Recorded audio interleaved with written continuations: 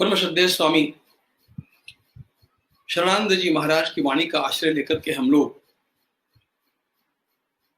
अपने आंतरिक जीवन को आनंदमय, सर्वथा स्वाधीन और परमात्मा के साथ जुड़ा हुआ कैसे बना सकते हैं, इसका चिंतन कर रहे हैं।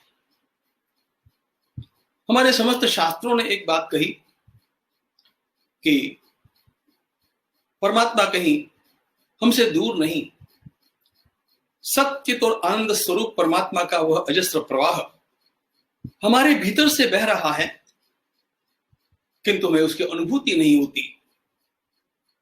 और इस अनुभूति के मार्ग पर हम लोग धीरे आगे बढ़ने का प्रयास कर रहे हैं। पूज्य स्वामी जी ने एक सूत्र हम लोगों से कहा कि जब तक हम अंतर्मुख होकर के उस आत्यंतिक आनंद के प्रवाह को देखेंगे नहीं, उसकी अनुभूति होना कैसे संभव होगा। लेकिन मूल बात यह है, निरंतर हम देख रहे हैं बाहर। उपनिषदकार कहते हैं परांचिखाणी वितरण स्वयंभू। हमारी सारी इंद्रियां सतत हमें बाहर देखने के लिए प्रवृत्त करती है, लालायित करती है। चक्षुरिंद्रिय से आंख से हम बाहर की ओर देखते हैं, श्रोत्रेंद्रिय कान से हम बाहर के स्वर सुनते हैं, शब्द श्रवण करते हैं, नासिका से घ्राणेन्द्रिय से बाहर के गंध हम ग्रहण करते हैं, त्वगिंद्रिय से बाहर के स्पर्शों को हम ग्रहण करते हैं, और अपनी जिह्वा से हम पदार्थों का स्वाद ग्रहण करते हैं। वास्तविकता यह है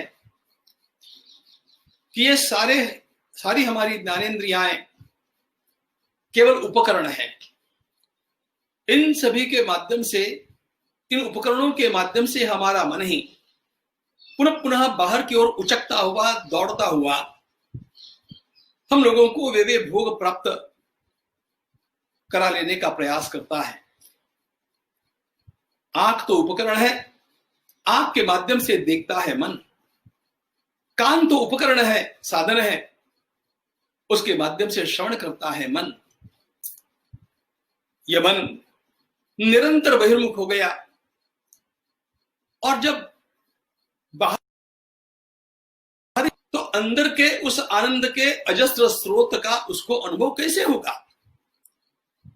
और इसलिए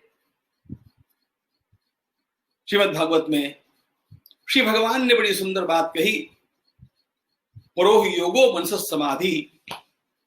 इस मन को एकाग्र करके अंतर्मुख करना, यही समस्त साधनों का सार है, यही सबसे बड़ा योग है।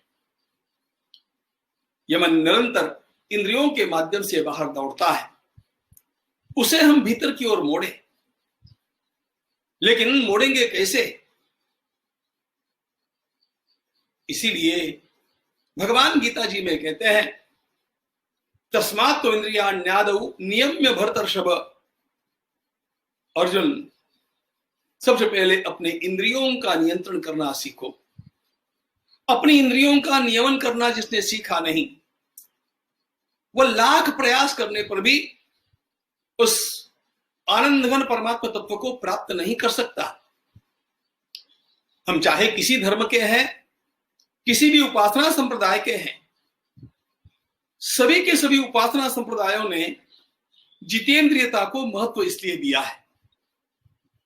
अनेक प्रकार का अनुशासन जो अपने साधकों के लिए, अनुयायियों के लिए लगाया, उनका मूल हेतु ही इंद्रिय लोलुपता से इन साधकों को बाहर निकाल करके उन्हें जितेंद्रिय बनाना है।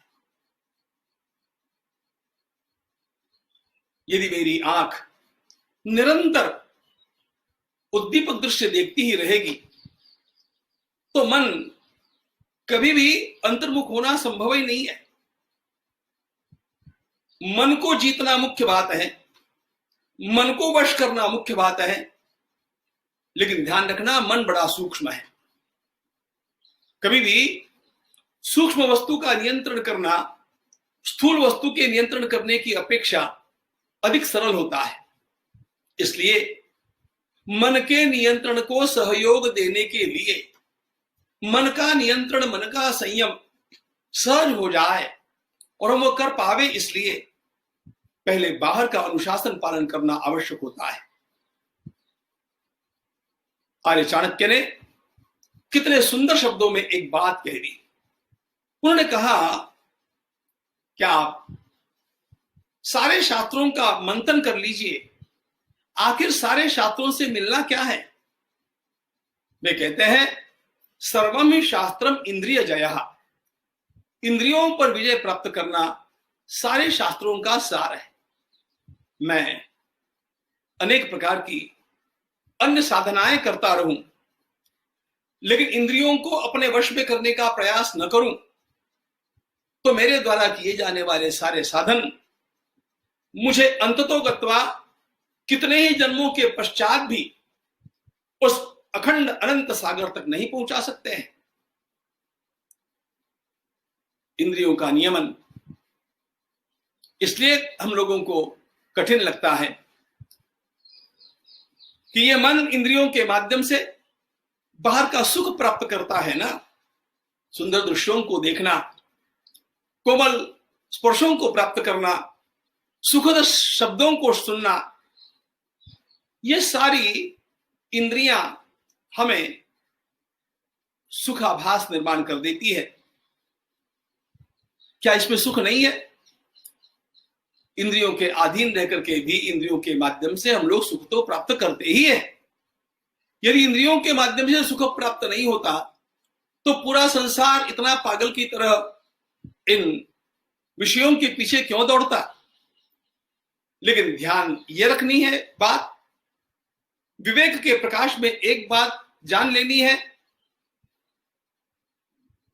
कि इंद्रियों के माध्यम से बाहर के विषयों का प्राप्त होने वाला सुख यह स्थायी नहीं है, विनाशी है। यह कभी न कभी नष्ट होने वाला है, और जब यह सुख नष्ट होगा वह अपने आप ही दुख को निर्माण करेगा। दूसरी बात, यह बाहर का विषयों का प्राप्त होने वाला सुख हमें निरंतर पराधीन लगता है।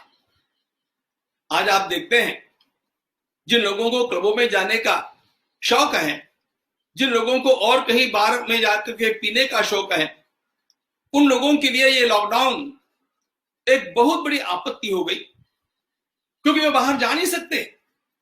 लेकिन जिन्होंने इस प्रकार के बुरे शौक अपने जीवन में पाले नहीं, उनके लिए तो स्वाधीन होने के कारण सुख ही सुख है। इंद्रियों के माध्यम से हम पराधीन बनाए जाते हैं, इसलिए इंद्रियों के द्वारा प्राप्त होने वाला सुख हमें दुख पर्यवसायी होता है, पहली बात, पराधीन करता है, दूसरी बात, और अशांति को निर्माण करता है, तीसरी बात। जब इंद्रियों का नियमन करके हम अंतर्मुख हो जाते हैं और आंतरिक हित की बात, जो कि वास्तव में हमारे सबके लिए वांछनीय है, वह अपने आप उपलब्ध होने लग जाती है। थोड़ा सा प्रयास तो करना पड़ता है, लेकिन जितेंद्रिय मनुष्य सर्वदा शांति का अनुभव करेगा, सामर्थ्य का अनुभव करेगा, और वह कभी भी पराधीन नहीं होगा। जितनी जितेंद्रियता बढ़ेगी उतनी हमारी पराधीनता घटती जाती है, और इसीलिए विवेक के प्रकाश में हम लोग अपने जीवन को अधिकाधिक जितेंद्रिय बनावे, यही उस परम सुख को प्राप्त करने का शाश्वत मार्ग है, निश्चित मार्ग है। 100 योजनों का सागर हनुमान जी को प्राप्त करना, हनुमान जी को पार करना था। कौन सा है यह सागर? गोस्वामी जी महाराज कहते हैं, कुणक अभिमान सागर भयंकर घोर, यह देहाभिमान, मैं शरीर हूं। इस प्रकार के अभिमान के सागर को जिसने पार कर लिया, वही वीर उस अखंड आनंद को उपलब्ध हो जाता है। और यह बात 2 बातों से साध्य होती है। पहली बात, तप, तप का अर्थ है इंद्रियों के ऊपर नियंत्रण करने का सतत प्रयास। एकादशी के माध्यम से हम लोग अपने पर नियंत्रण करने का प्रयास करते हैं। जाड़े के दिनों में गंगा स्नानादिकों के माध्यम से हम लोग अपने पर नियंत्रण करने का प्रयास करते हैं। हमारे सारे व्रत, हमारे सारे उत्सव हम लोगों को नियंत्रण की शिक्षा देते हैं। स्वेच्छा से मैं कुछ असुविधाओं को सह लूं, क्योंकि मुझे अपने आप उससे स्वतंत्र होने का सामर्थ्य प्राप्त होगा।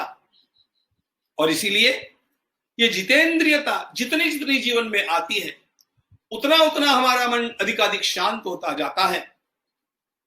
पहली बात, इसके लिए हम जानबूझ करके विषयों का त्याग करना, विषयों को संयत करना सीखें। जो आवश्यक है वो तो शरीर के लिए आवश्यक है ही।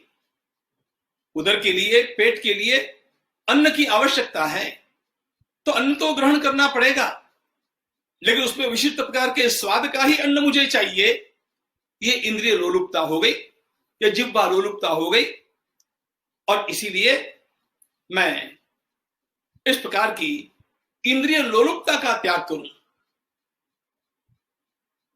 हमारे जीवन की जो आवश्यकताएं हैं उनका त्याग करने की आवश्यकता नहीं, लेकिन उसमें जो लोलंगता है, लोलुपता है, उसका नियंत्रण करने की आवश्यकता है।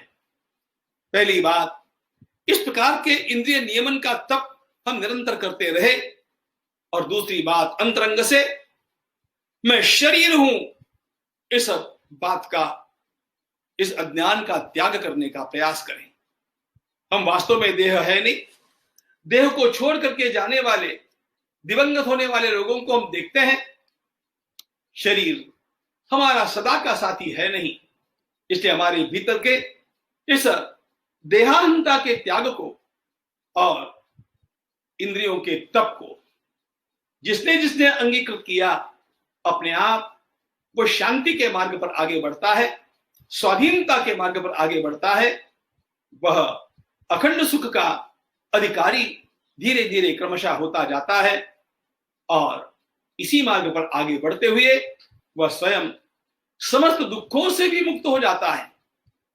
हम लोग जितेंद्रियता के इस मार्ग पर आगे बढ़ते रहे, इस प्रकार का बल श्री परमात्मा हम लोगों को प्रदान करें। जय श्री राम।